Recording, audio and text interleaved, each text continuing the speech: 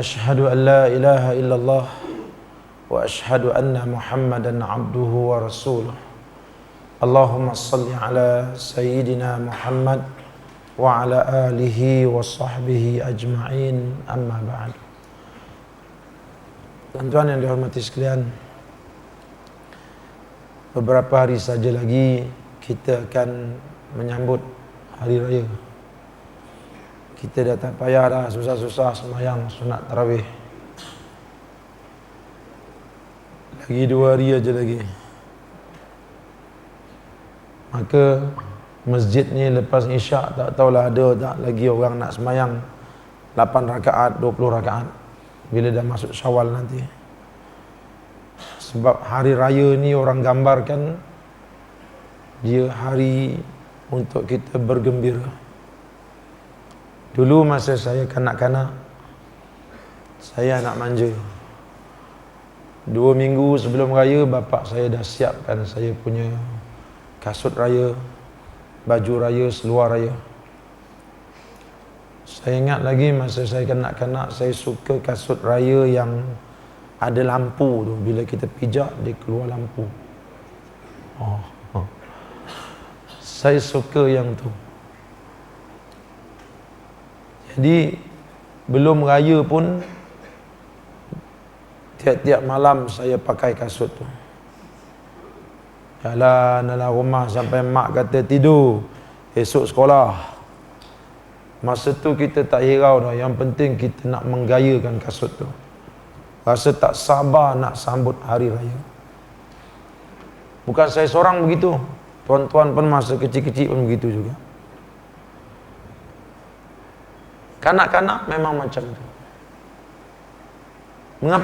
Mengapa kanak-kanak macam tu hari raya dia? Sebab mereka faham hari raya ni hari untuk bergembira. Ya. Tak apalah, mereka itu kanak-kanak. Kita ni dah jadi orang dewasa. Kita mesti beberapa tapak ke hadapan memahami hari raya itu. Mengapa ia diraikan, apa itu hari raya dan sebagainya. Hari raya Idul Fitri ini tuan-tuan, dia ialah hari raya fitrah. Sebab tu dipanggil Idul Fitri. Perkataan Aid itu artinya berulang-ulang. Aid artinya berulang-ulang. Fitri artinya fitrah. Artinya hari raya fitrah ini sesuatu yang berulang-ulang. Setiap tahun kita sambut. Setiap tahun kita sambut. Mengapa dinamakan hari raya fitrah? Dinamakan dia hari raya fitrah kerana ia merupakan suatu hari meraihkan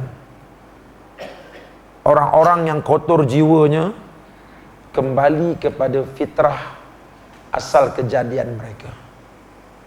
Sebab tu dipanggil hari raya fitrah. Apa itu fitrah? Fitrah ini ialah satu perasaan semula jadi yang ada dalam diri kita, yang sentiasa mencetuskan rasa hendak berbuat baik. Itu fitrah. Ya. Jadi masa kita keluar daripada perut mak kita gitu, kita ni fitrah kita bersih. Bersih sangat. Tak ada kotor sikit pun. Sebab apa? Sebab kita datang daripada alam roh. Alam roh tu alam yang sangat bersih. Jadi bila kita keluar daripada perut mak kita, kita bawa kenangan-kenangan dan tabiat kita masa kita duduk di alam roh. Sebab itu bila kita keluar daripada perut mak kita, kita baik. Mana ada budak-budak pergi merompak, masa budak-budak baik. Mana ada budak-budak mengumpat? Tak ada.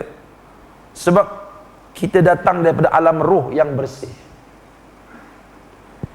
Tapi bila kita berumur 7 tahun, 6 tahun, satu hari ayah kita beri kita aiskrim.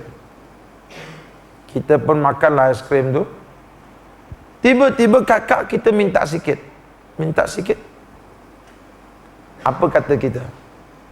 Boleh. Ini saya punya. Ya. Orang perempuan tak elok. Nanti sejuk badan. kita tak bagi dia makan. Kakak kita kata naklah sikit, tak boleh. Oleh kerana kakak kita nak sangat, kita pun bagi dia sekali aja. Dia bagi sikit je, kita pun tarik. Itu maknanya apa tu? Maknanya dalam usia kita 6 tahun, fitrah kita telah mula kotor sedikit. Sebab kalau fitrah itu bersih, dia tak macam tu. Kakak minta je aiskrim, kakak nak aiskrim, ambil dah semua. Kita pentingkan dia lagi. Sebab fitrah yang bersih ini mementingkan orang lain, itu sifat orang mukmin. Itu sifat seorang yang fitrahnya bersih. Disebut dalam Quran, wa yu'thiruna ala anfusihim walau kana bihim khassasah. Orang-orang yang beriman itu lebih mementingkan orang lain walaupun dia memerlukan perkara tersebut. Bukan dia tak perlu aiskrim tu, tapi oleh kerana fitrah dia bersih, dia dulukan orang lain. Tapi kanak-kanak umur tu 6 tahun tadi, bila minta aiskrim dia tak bagi. Sebab apa? Fitrah dia kotor. Dah mula dikotorkan. Ya. Mengapa dikotorkan tu? Mungkin ayah dia, mak dia selalu sajikan dia dengan filem-filem kartun. Dia tengok cerita kartun, ya, Doraemon. Maka kartun Doraemon ni kartun yang sangat jahat. Ya, sangat keji kartun ini. Kalau boleh jangan bagi anak-anak tengok. Dia mengajar anak-anak kita bagaimana cara nak tipu mak ayah. Banyak unsur-unsur negatif yang dia tanam. Anak kita tengok, dia belajar benda-benda negatif. Tu yang fitrah dia dah rosak sikit. Ya. Itu ketika umur dia 6 tahun. Ketika umur dia 25 tahun, dia pergi solat Jumaat. Dia nampak aja tong derma kat ujung tu, dia buat-buat tidur lah. Tidur. Anak derma. Dia nampak orang miskin je minta sedekah, ini semua sandikitnya, jangan bantu. Dia punya fitrah tu dah makin kotor. Ya. Tengok, akhir sekali bila umur dia 60 tahun, dia tidur dengan duit-duit dia. Tak bagi orang usik pun duit dia. Dia sakit jantung, orang ajak dia, jom pergi hospital. Tak nak, nanti belanja tinggi. Aku makan Panadol pun cukup. Kedekut. Dia punya fitrah dah kotor. Dulu masa kita keluar daripada perut mak kita, fitrah kita bersih. Kita ada sifat kasih sayang. Tapi lama kelamaan bila kita hidup, macam-macam yang kita tengok, fitrah kita kotor sedikit demi sedikit. Daripada kasih sayang bertukar menjadi sedikit ganas. Ya, kita tengok 3 tahun yang lalu tuan-tuan, Ramadan begini kan berlaku di Pulau Pinang. Seorang kanak-kanak lelaki, dia pukul kakak dia dengan tukul besi sampai mati. Kakak dia ambil basikal dia. Dia nak main basikal, kakak dia ambil, dia tak bagi.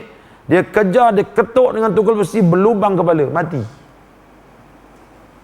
Daripada pengasih, dia dah jadi ganas sikit. Itu ketika umur dia 8 tahun. Fitrah dia dah kotor, dia dah boleh bunuh orang.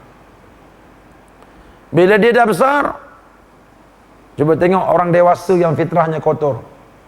Baru-baru ni cuba tengok, sepasang suami isteri, dia deranya seorang kanak-kanak sampai patah tulang-tulangnya. Budak ini kata doktor mungkin akan lumpuh seumur hayat. Macam mana seorang kanak-kanak dia tengok dia boleh dera, sedangkan kita tengok kanak-kanak kita masih sayang kat budak tu. Ini tak heran. Bila fitrah manusia telah dikotorkan, dia akan bertindak lebih ganas daripada haiwan. Ini bahaya apabila fitrah manusia dikotorkan. Cuba tuan-tuan lihat, keadaan manusia pada hari ini menjadi semakin ganas. Daripada ganas bertukar menjadi kejam. Cuba tengok Abdul Fattah As-Sisi. Apa dia buat kepada ulama-ulama kita di Mesir. Dia bunuh, dia gantung pemuda-pemuda Islam, dia tembak hidup-hidup. Ini perbuatan orang yang sudah rosak fitrahnya. Coba lihat apa jadi kepada pemimpin-pemimpin di Myanmar. Dia halau rakyat dia keluar dari negara dia sendiri. Tak ada peri kemanusiaan. Kawan tu nak lari mana? Duduk dekat kampung dia tembak. Dia halau keluar. Mana orang nak pergi? Kanak-kanaknya, orang perempuannya, orang tua yang dah tak larat, habis semua dia halau. Inilah kesan apabila fitrah manusia telah rosak. Mesir, Myanmar, tempat kita pun sama juga. Sekejam-kejam manusia. Kita dapat lihat depan mata kita. Ya. Ketika rakyat sedang kelang kabut, GST ada, selamba je dia naikkan minyak, selamba je dia naikkan tol. Rakyat terkial-kial. Ya Allah. Tuan-tuan, lepas semayang ni kalau ada masa kan, pergi Seksyen 7 tu. Saya 4 hari lepas ada kat situ. Bukan beli pun, pergi tengok je. Tengok je. Ya. Tengok makcik-makcik tu kan, dia buat 5-6 orang anaknya, dia jalan, dia pegang baju tu. Anak dia kata, mak, ni mak, mahal tu, mak tak mampu. Anak dia pilih, ni mahal ni mahal. Habis mereka balik kan, tak ada bawa apa-apa pun.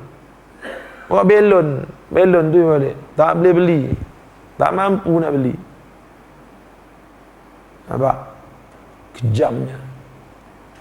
Ini bila fitrah manusia sudah rosak, tuan-tuan.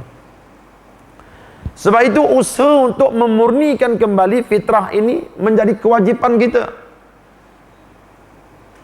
Allah Subhanahu wa taala memulakannya dengan diwujudkan bulan Ramadan. Allah tahu fitrah manusia ini dia akan mudah dikotori. Sebab itu Allah Ta'ala buat Ramadan. Tiap-tiap tahun Allah Ta'ala buat Ramadan. Allah jamin ibadat dalam bulan Ramadan boleh bersihkan kembali manusia. Daripada ganas dia akan bertukar jadi baik. Tapi syarat, amalan-amalan dalam bulan Ramadan itu mesti dilaksanakan mengikut tertibnya. Kalau tak ikut tertib, dia tak boleh kembali menjadi baik kembali. Sukar. Sebab itu di awal-awal sebelum kita sambut Ramadan, kita dah syarahkan kepada tuan-tuan. Kita kena ikut macam mana yang Nabi suruh. Nabi bagi kita 7 jenis ubat. Kita kena makan 7 tu. Kalau kita nak hilangkan penyakit fitrah kotor ni. Nabi ajar kita apa? Siang mesti berpuasa. Kita kena ambil. Sebab ini ubat nak bersihkan diri kita. Kita kena baca Quran banyak-banyak bulan Ramadan ni. Ini ubat juga, kena ambil. Kita kena qiyamul lail malam-malam, kena ambil. Kita kena tarawih, kena ambil. Kita kena banyak bersedekah, kita kena ambil ubat ni. Ini semua ubat-ubat yang Nabi dah aturkan kepada kita. Hatta bangun sahur itu pun, ini ubat yang Nabi dah aturkan. Mesti ambil ubat ini. Kalau kita tak ambil ubat ini, kita ambil satu je. Saya nak ambil, tapi tak nak makan. Siang tak nak makan. Tapi malam tarawih tak pergi. Malam qiyamul lail tak bangun. Dia ambil satu ubat aja. Sedekah tetap juga kedekut. Nak Ramadan tak Ramadan, aku tetap tak nak bagi.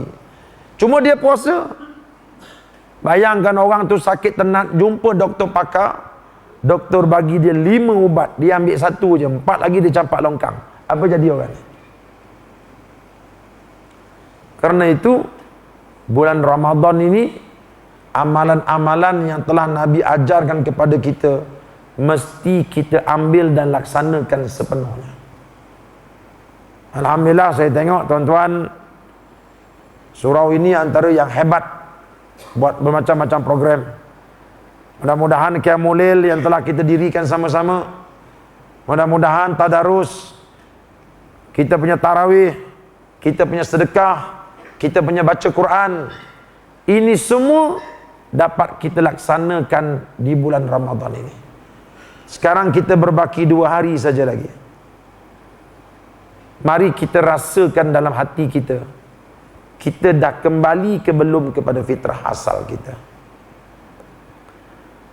Walaupun ada 2 hari lagi, kita dah boleh rasa dah. Kalau 28 hari ni, kalau kita tanam benih, benih tu dah keluar pucuk dah. Pucuk dia tu dah boleh membelah tanah dah. Ya, 28 hari dah. Kita rasa pucuk kebaikan tu dah keluar ke belum daripada diri kita. Adakah kita bangun pagi sekarang ni, bangun pagi aja, macam mana, apa kebaikan yang aku nak buat hari ini? Apa amal soleh yang aku nak buat hari ini?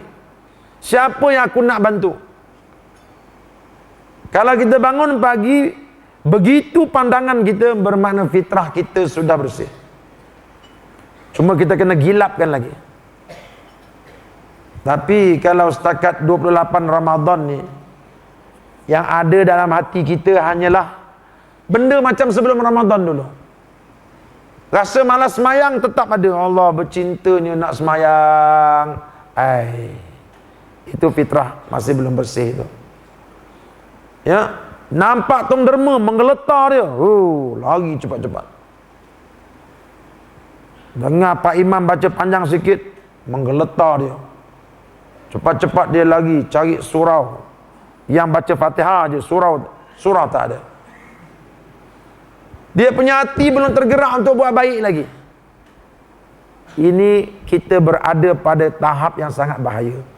28 hari bulan sepatutnya kita punya fitrah sudah bersih sedikit. Tiba 30 hari nanti, kalau kita ikut tertib yang Nabi ajar,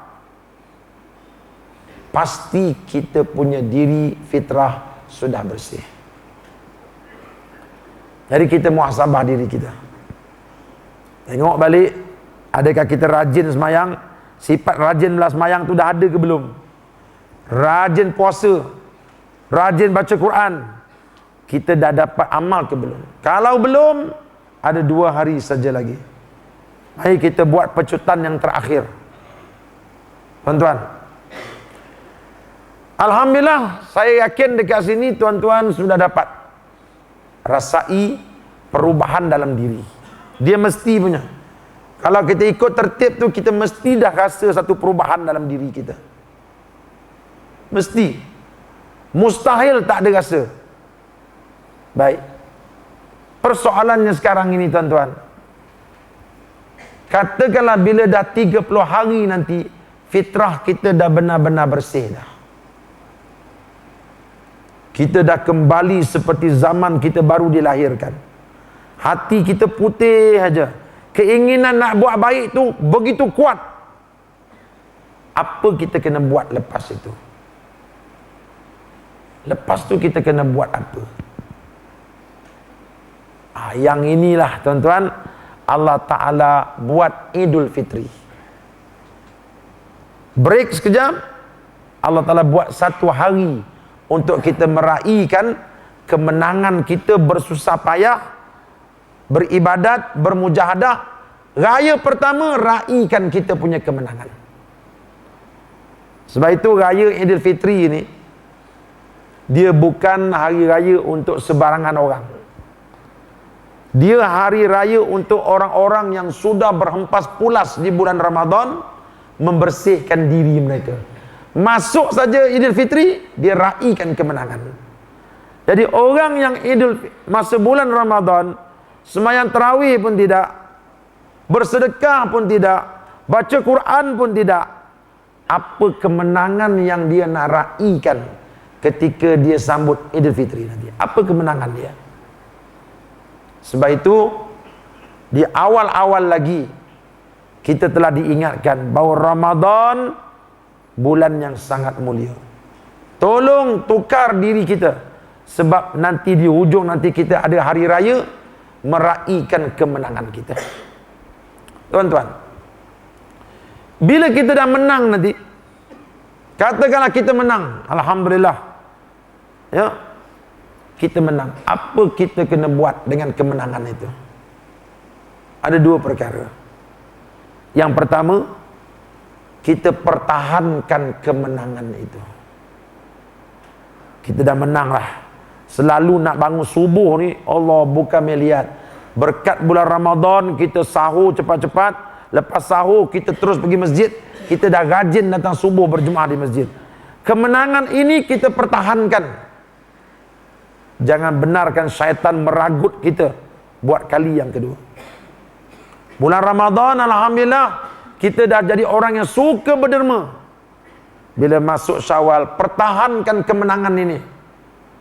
Jangan beri syaitan ragut semula kemenangan kita jadi orang yang permurah ini. Sebab syaitan sekarang dia dah tak sabar-sabar nak keluar berpenjara. Dia tak sabar-sabar nak jumpa tuan-tuan semua. Dia nak tarik balik. Dia nak hasut balik. Supaya jangan kita jadi orang yang seperti dalam bulan Ramadan. Jadi kita pertahankan kemenangan itu. Sebab itu tuan-tuan, kita tengok malam raya saja Allah Ta'ala ajar kita sebut Allahu Akbar, Allahu Akbar. Ajar kita berzikir. Malam tersebut malam penuh zikrullah. Ya, penuh dengan zikrullah. Di masjid kita bertakbir, di jalan raya kita bertakbir, di pasar kita bertakbir, di mana saja kita bertakbir malam tu. Dan lafaz takbir yang dibenarkan hanyalah Allahu Akbar, Allahu Akbar. Lain dah boleh. Jangan ada tuan-tuan malam raya nanti buat lafaz lain. Subhanallah, subhanallah tak boleh. Hanya Allahu Akbar saja. Sebab apa tu? Sebab kita nak mesej kepada hati kita. Hei diri, Allah saja yang agung. Jangan kau tunduk lagi selain daripada Allah. Itu yang kita disuruh Allahu Akbar banyak-banyak kali. Hari kedua saja bulan Syawal, kita sudah dibenarkan berpuasa kembali. Iaitu 6 hari di bulan Syawal. Mengapa begitu cepat? Mengapa sehari saja Allah Ta'ala bagi cuti? Ini tujuannya supaya kita dapat segera pertahankan kemenangan kita. Sebab manusia ni tuan-tuan, biasanya selepas 48 jam dia akan berubah. Tuan-tuan tengoklah. Sekarang ni kita kuat ya. Raya pertama kita makan. Dah 24 jam. Raya kedua kalau kita tak puasa lagi, sudah 48 jam. Ketika itu, perasaan kita sudah tidak seperti perasaan di bulan Ramadan. Sebab itu Allah Ta'ala, puasa Syawal yang kedua, kita dah boleh berpuasa dah. Supaya kita dapat kembalikan semula, jaga kemenangan kita ini. Tuan-tuan yang dihormati sekalian, itu yang pertama, kita pertahankan kemenangan kita. Yang kedua, kemenangan yang kita dapat ini, kita kena terjemahkan dalam erti pengorbanan dan perjuangan kita. Maksudnya begini. Bismillahirrahmanirrahim.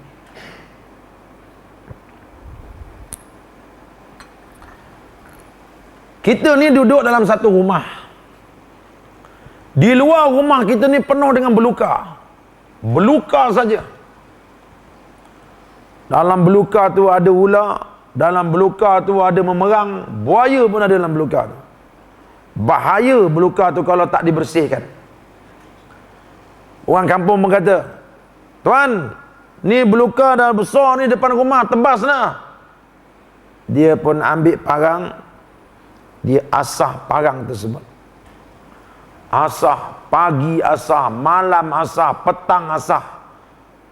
30 hari dia asah parang tu. Sampai parang tu berkilat. Bukan saja depan parang, belakang parang pun dia asah. Tajam dua-dua belah. Niat dia apa dia? Niat dia asah parang nak tebas beluka yang ada ni. Siang malam dia asah. Bila cukup 30 hari, dia pun berhenti asah, dia tengok parang dia dah tajam dah. Dia pun buka pintu. Bila buka pintu, dia tengok beluka tu. Nanti engkau beluka, aku akan tebas engkau semua. Dia pun angkat parang dia tinggi-tinggi. Kemudian dia tutup pintu. Parang dia letak bawah katil. Dia pun mula berdengkur tidur. Tidur sampai parang tu berkarat balik. Tahun depan dia keluarkan balik parang tu. Ish, aku nak tebas beluka-beluka ni, dia asah balik. Asah pagi, petang, siang, malam, asah. Cukup 30 hari dia buka pintu. Nanti kau beluka. Ketika itu beluka tu dah 2 kali ganda dah tinggi dia. Dia tengok beluka tu, nanti kau. Dia pun ambil parang, letak bawah katil, tidur balik. Tahun depan dia asah balik.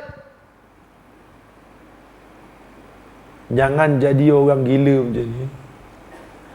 Kita beribadat ada satu matlamat. Apa dia?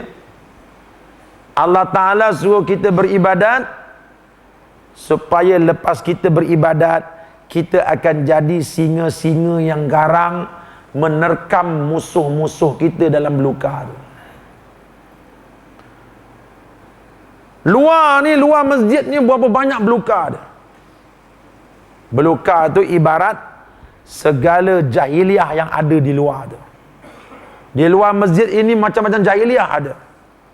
Penipuan, kezaliman, maksiat, kefasikan, kemunafikan, macam-macam ada kat luar masjid ni.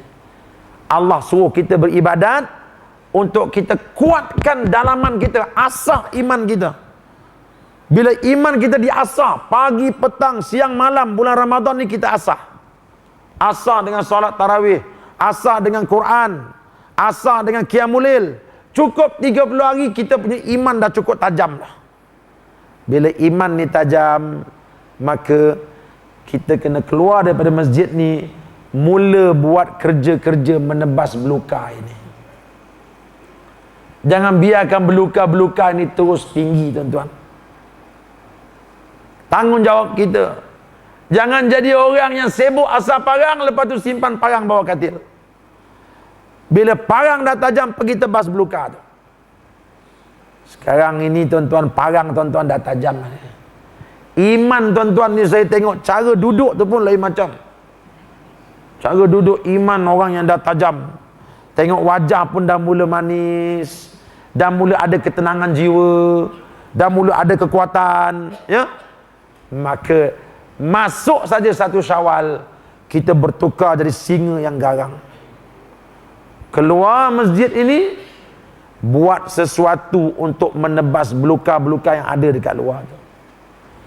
Sekarang ni macam-macam beluka ada. Beluka penipuan cukup kuat sekarang ni. Habis kita kena tipu siang malam, kita kena jatuhkan penipu-penipu ni cepat. Kita ada kekuatan, insya-Allah. Kita ada kekuatan. Sebab Ramadan melatih kita untuk kuat. Kalau kita tidak ubah, tuan-tuan, selepas Ramadan sepatutnya kita jadi singa. Tapi sayang, kita sendiri kata, saya tak nak jadi singa, saya nak jadi kucing aja. Habis. Sedangkan selepas Ramadan, kita semua sudah jadi singa yang hebat. Jadi tuan-tuan, jangan disalahertikan ibadat yang kita lakukan.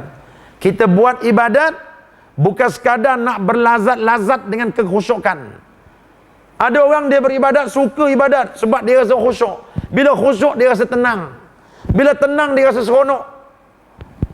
Lepas tu habis begitu je ibadat dia. Dia syok sendiri. Apa berlaku luar masjid, lantang kau lah. Yang penting aku sujud pada Allah. Kita bukan agama pertapaan. Islam bukan agama pertapaan yang ajar orang untuk beribadat sampai janggut tak potong, itu sampai kening pun tutup mata, misai tutup bibir. Kita bukan agama pertapaan. Kita agama peribadatan. Kita beribadat dengan satu tujuan, bawa kekuatan dalaman ini untuk cegah kemungkaran dekat luar sana. Jadi tuan-tuan, mudah-mudahan tazkirah setengah jam ini dapat memberikan sesuatu kepada tuan-tuan sebelum kita teruskan ibadat kita, insya-Allah. Jadi tuan-tuan, kesimpulannya hari raya Aidilfitri ialah hari raya untuk meraihkan kemenangan kita, membersihkan fitrah kita yang telah kotor menjadi bersih kembali. Mudah-mudahan bila masuk 1 Syawal, yang kedekut dah jadi pemurah, yang pemarah dah jadi penyayang, yang pemalas dah jadi rajin, ya, yang suka berdengki sudah jadi orang yang cukup ikhlas. Segala perangai jahat bertukar menjadi perangai yang baik, insya-Allah. Ya. Cuma malam ni nak tegur sikit. Bila fitrah kita dah bersih, jangan parking motor dekat tempat penceramah. Ya. Jadi problem penceramah mana setengah jam nak cari tempat parking saja. Jadi orang yang fitrah dah bersih, pastikan motor tidak diparking tempat penceramah nak letak motosikal.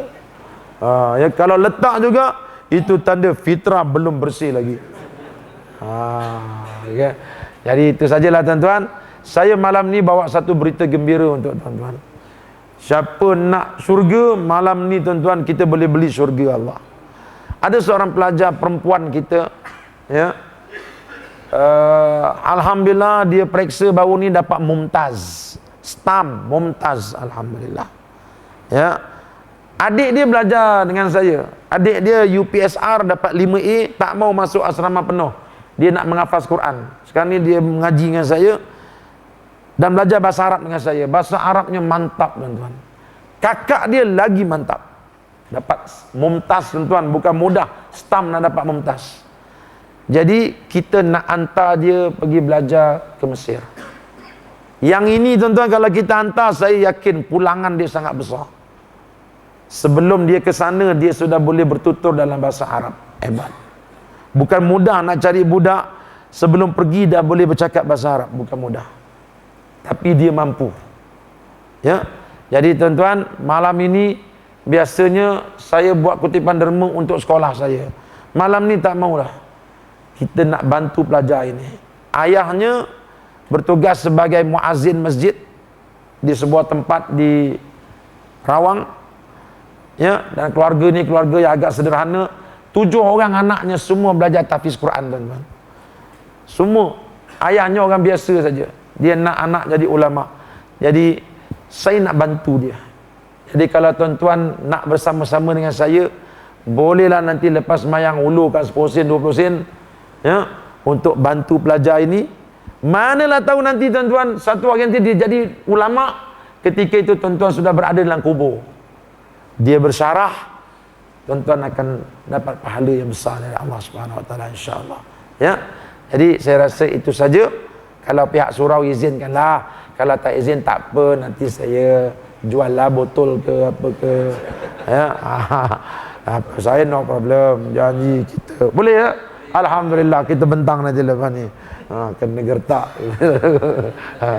Alhamdulillah. Jadi tuan-tuan saya kasih itu saja. Yang baik datangnya dari Allah, yang kurang dari saya minta ampunan maaf. Sekian. Assalamualaikum warahmatullahi wabarakatuh.